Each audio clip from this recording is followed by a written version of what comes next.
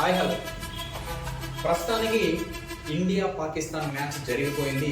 India ఘన విజయం సాధించింది. కానీ ఇండియా వర్సెస్ పాకిస్తాన్ మ్యాచ్ ముందు మన ఇండియాలో ఏం జరిగింది అంటే, India versus Pakistan match boycott చేయాలని అందరూ ట్విట్టర్లో హ్యాష్ ట్యాగ్ పెడుతూ సోషల్ మీడియాలో పెట్టారు.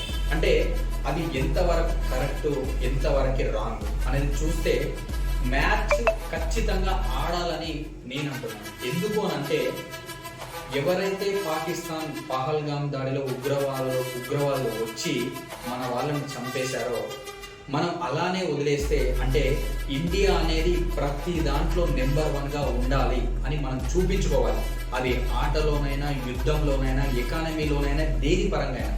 కాబట్టి మనం ఇలా వాళ్ళతోనే ఆడకుండా ఉంటే వాళ్ళకే బెనిఫిట్ జరుగుతుంది. ఇక్కడ ఇండియాకి ఎలాంటి బెనిఫిట్ జరగదు. మనం సైలెంట్గానే ఉంటాం. కానీ వాళ్ళు రాసే రాతలు, వాళ్ళు పూసే కూతలు పూస్తూనే ఉంటారు.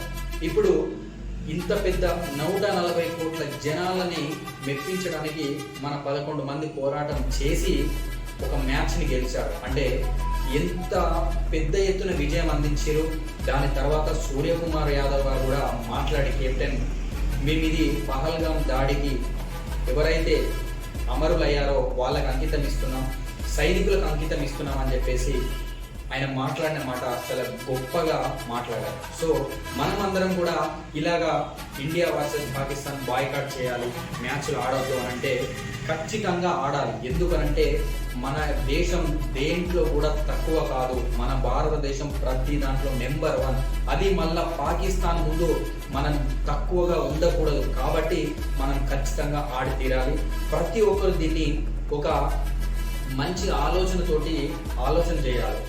ఏదో వాళ్ళు వచ్చారు, దాడి చేసారు, వాళ్ళకి ఇంకా మనకి ఏది ఉండొద్దు అని చెప్పేసి మనం ఇలాంటి మ్యాచ్లు బాయ్కాట్ చేసినాం అనుకోండి. ఇప్పుడు ఈ మ్యాచ్ బాయ్కాట్ చేసినాం, నెక్స్ట్ మనం నెట్ రన్ రేట్ ఉండదు, వేరే వాళ్ళు గెలుస్తారు. అప్పుడు మనది నెక్స్ట్ స్టేజ్కి వెళ్ళిపోదు, మనం ఇక్కడ వెళ్ళిపోతుంది. అప్పుడు ఏమవుతుంది, పాకిస్తాన్ మీద గెలవలేకనే ఈ బాయ్కాట్ అని పెట్టారు, యుద్ధానికి ముందు దీనికి ఏం సంబంధం అని అంటారు. కానీ మనం చేయాల్సింది, ఎవరైతే మన పైన శత్రువులు వచ్చి దాడి చేస్తారో మనము ప్రతి రకంగా తిప్పి కొట్టాలి. అది ఆటలోనైనా, యుద్ధంలోనైనా, ఇంకే విధంగా. సో దయచేసి అందరూ మన ఇండియా టీంకి, మన గవర్నమెంట్కి, మన సైనికులకి ఖచ్చితంగా సపోర్ట్ ఇవ్వాలి.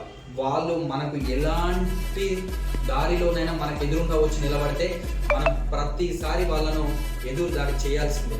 ఖచ్చితంగా ఎదురు దాడి చేసి మన భారతదేశాన్ని మనం ప్రత్యక్షంగా పాల్గొకపోయినా అక్కడ పాల్గొన్న వారిని నెంబర్ 1లో ఉంచాలంటే మన నుంచి ఎంకరేజ్మెంట్ అనేది ఖచ్చితంగా ఉండాలి.